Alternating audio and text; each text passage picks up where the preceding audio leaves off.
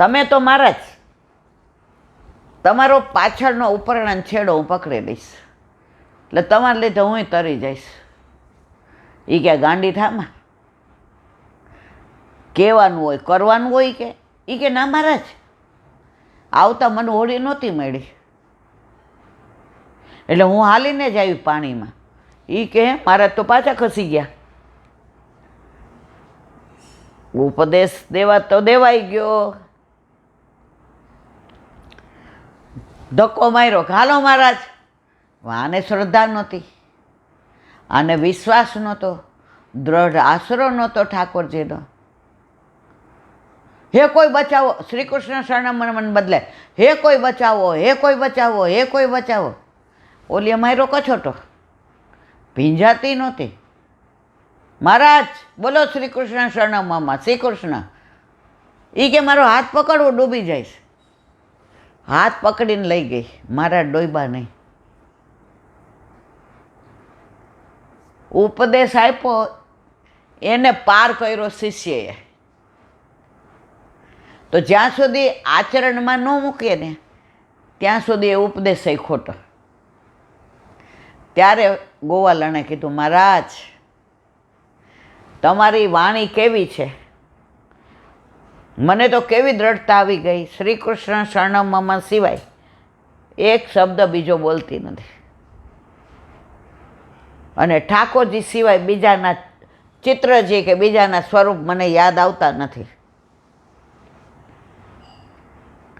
આપનો રોજ રોજ મુખડો હસતું રે અમને ગમતું રે, આ તો કહું છું રે કાઢોડા આપણે ગમતું. મારા જાના સિવાય બીજી કોઈ વાત નહીં. તો મારા તમારે કેમ આમ થયું? એ કે સાંભળ, હાલ તારા ઘરે દૂધ બગરી ગાયે બહુ આપ્યું તો ઉકાળ્યું અને ગરમ પૂરી બનાવી દૂધમાં. એ કે તારા ઘરનું તો પાણીનું ચાલે. એ કે ના મહારાજ, તમારા જેવા શુદ્ધ બ્રાહ્મણ, શાસ્ત્રીજી, પુરોહિત, પંડિત, અમે તો ગામની ગોવાળાનો ભરવાડણો, અમારા કપડાં એવા, અમારા બોલવા ચાલવાનું એવું, અમે તમારા જેવી શુદ્ધિ ન રાખીએ, પણ અમારો આશરો એક.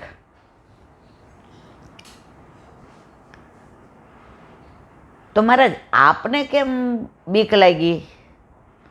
મહારાજે જવાબ સરસ આપ્યો. શાસ્ત્રીજી કે સાંભળ, અમે પેટ માટે કથા કરીએ છીએ, અને તું દૂધ વેચવા પેટ માટે આવે છે ને, તો એ કથા સાંભળી અને તું ઠેઠ માટેની સાંભળે છે. અને દૂધ તું અત્યાર સુધી રોજ 5 શેર લાવતી હતી. મને રસોડાના પેલા સેવકે કહ્યું કે હવે તું 7 શેર લાવતી હતી. મહારાજ કથા સાંભળું, મારી પાસે ટકો તો હોય નહીં.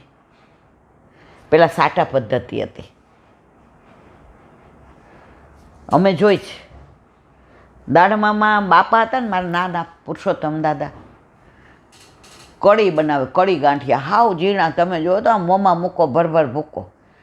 મારા નાના જેવા ગાંઠિયા કોઈ ન બનાવે, અને મારા નાના જેવા દૂધના પેડા કોઈ ન બનાવે. એટલામાં એટલા વખણાય. અને અમારી દુકાન હતી એટલે કોઈ બાજરો લઈને આવે, ઘઉં લઈને આવે, ઘી લઈને આવે. એના બદલામાં મારા નાના પુરુષોત્તમભાઈ, મામાના નામે કેવા વનમાળીભાઈ, વિઠ્ઠલભાઈ, કાંતિભાઈ, હરિબેન, નામે બધા પુષ્ટિ માર્ગીય. આ ઘનશ્યામભાઈ, એટલે એના બદલે કેવી રીતના દેવાનું? પછી કાંઈ ઘીના બદલે ગાંઠિયા ન હોય, એમાં ના કીધું હોય કે 100 એટલે 8 શેર ઘી હોય ને, એના બદલામાં તને એમ કે 1 કિલો શું 1 શેર આપવાનું. એવું બધું ત્યાં નાના લખી. એટલે પછી બપોરે અમે ગયા હોય ને, જીવતી બા તમે બેહો, હું આવું પ્રસાદ લઈને. એટલે પૂછે તમે, હું કહું બે, હું નિરાંતે જમીન આવે. હવે નાના હોય ને એટલે પછી ખાઈ લે એટલે ઊંઘ આવે, પેટ ભરીને દાયબું હોય બરાબર. અને મામાને ઘરે માં પીરસણે હોય એટલે કેવા પડવું હોય ને. એટલે એકવાર એક જણ આવ્યો, હવે એ બાજરો લઈને આવ્યો હતો. એટલે એમાં એવું હોય કે બાજરો વધુ હોય અને ગાંઠિયા એ કળી ઓછી દેવાની હોય. તો આપણે ધબ દબાવીને ઓલાએ બીજાને કીધું, બીજાએ ત્રીજાને, કળી ગાંઠિયા જ ખલાસ. આપણી પાસે બધા લઈ ગયા. એટલે નાનાને એમ કે જીવતી બેઠી છે એટલે આપણે થોડો કલાક આરામ કરે. નાના આવ્યા, જીવતી બા કળી ગાંઠિયા ક્યાં ગયા? આજ તો બાપુ નાના બધું વેચી માર્યું. એને બદલામાં મેં બાજરો, કાલથી તમને મૂકીને મારે જમવા ન જોવાય હોય એ કે.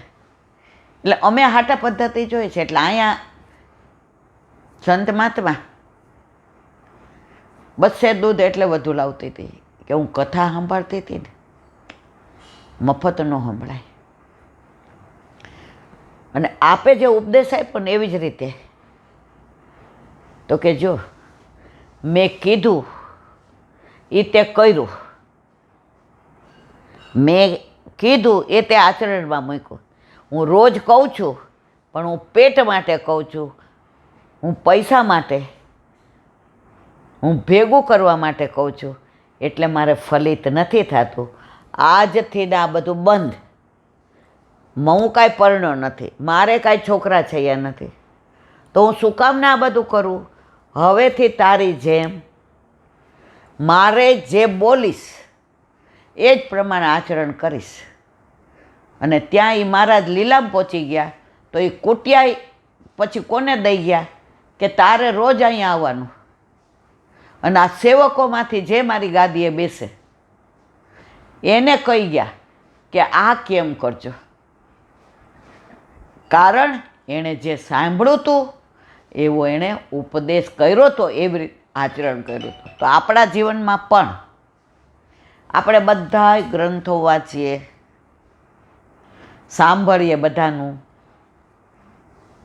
પણ કરીએ શું? જે જ કહેતા હતા, સાંભળીએ મણ પણ કરીએ નહીં કણ જેટલું. આપણા ઘરે ઓલા ભાઈ એક વાક્ય બોલ્યા ખબર છે ને વહુને, એ કે ઈલાબેનને તો બોલવાની ટેવ પડી, એ તો આવું બધું બોલ કરે, આપણે બધું સાંભળવાનું. એ કેમ કરવાનું નહીં? ઓલા ઠાકોરજી પુષ્ટ કરાવવાનું બધાને કહું ને કે જો આપણે બ્રહ્મ સંબંધ લીધું, લગ્ન થઈ ગયા તો સાસરે તો જવું પડે, તો પુષ્ટ તો કરાવવા પડે. એટલે મેં કીધું સાચી વાત છે તમારી, અમારા બેનને કહો એ પ્રમાણે ન કરાય. એ બેને જવાબ સરસ આપ્યો. એ કે મારે ઈલાબેનની હાજરીમાં નહોતું કહેવું, હવે તમને કહી દઉં. એમના ઘરે ઠાકોરજી ના હોય અને એ બધાને કહેતા હોય ને તો તમે સાચા છો કે ઈલાબેન તો બોલ કરે. એમના ઘરે પ્રભુ બિરાજે છે, એની અંદર એને આનંદ આવે છે. એ હવે લગભગ સવારે પ્રભુ માનસા ક્યાંય જાતા એટલે એ કહે છે કે મને જે સુખ મળે છે ઠાકોરજી ઘરમાં હોય તો તમે બધા સુખને પામો. આજે હું પરણીને આવું, તમારો સ્વભાવ બા બાપુજીનો, નણંદનો, દેરનો, જેઠ જેઠાણીનો બધાનો સારો હોય, બધા મને આમાં રાખતા હોય. હવે મારા દેરનું કરવાનું હોય અને મારા બેનપણીવાળા માગા કરે અને મને ખાનગીમાં પૂછે તો હું શું કહું? અમારા ઘરે ગોકુળિયું ગામ છે, નસીબ હોય ને એ અમારા ઘરે આવે. પછી ઓલા લોકો ક્યાંય પૂછવા જાય તો એ બેન કહે કે એમનો એટલો આનંદ આવતો હશે ને તો એ સ્વાર્થી નથી કે હું જ એકલી બધું માણું. એ કહે છે તમે પરણે રાખ, તમે આ કરો. એટલે એ ભાઈ કે સારું વિચારીને કહેશો. મેં તો ભાઈ આમાં મારે કાંઈ લેવા દેવા નહીં હો, તમને ક્યાંય ખોટું લાગ્યું હોય તો માફ કરજો. જો એ મોટા બિઝનેસમેન હતા, બહુ પૈસાવાળા હતા. આપણે તો આનંદ કરીએ, ઘરમાં ઠાકોરજી બિરાજે એટલે અમે પૈસાવાળા, અમારા ઘરે નિધિ બિરાજે એટલે અમે નિષ્કંચન છીએ જ નહીં. પણ એ એવું માનતા હતા અને ખરેખર હતા. એવી કંપનીના માલિક હતા. મને કહેવાય, મેં કીધું ભાઈ મને શું કામ કહેવાનું, તમે જાણો ને ગુરુદેવ જાણે.